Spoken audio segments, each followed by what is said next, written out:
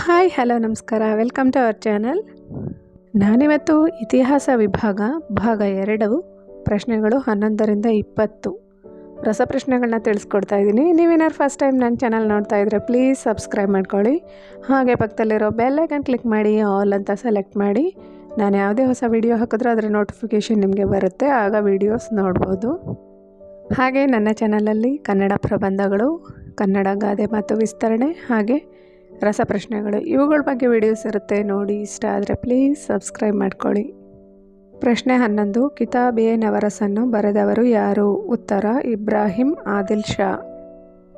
ಪ್ರಶ್ನೆ 12. ಇಂಕ್ವಿಲಾಬ್ ಜಿಂದಾಬಾದ್ ಎಂಬ ಘೋಷಣೆಯನ್ನು ಮೊದಲು ಬಳಸಿದವರು ಯಾರು? ಉತ್ತರ ಭಗತ್ ಸಿಂಗ್. ಪ್ರಶ್ನೆ 13.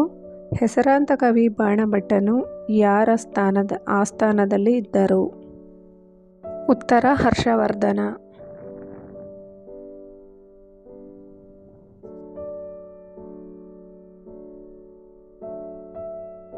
ಪ್ರಶ್ನೆ 14. ಖಿಲ್ಜಿ ಸಂತತಿ ಸ್ಥಾಪಕ ಯಾರು? ಉತ್ತರ ಜಲಾಲುದ್ದೀನ್ ಖಿಲ್ಜಿ.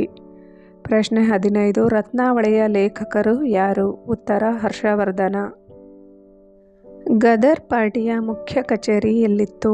ಉತ್ತರ ಸ್ಯಾನ್ ಫ್ರಾನ್ಸಿಸ್ಕೋ. ಪ್ರಶ್ನೆ 17. ಭಾರತದಲ್ಲಿ ಇಂಗ್ಲಿಷ್ ಶಿಕ್ಷಣವನ್ನು ಜಾರಿಗೆ ತಂದವರು ಯಾರು? ಉತ್ತರ ಲಾರ್ಡ್ ಮೆಕಾಲೆ.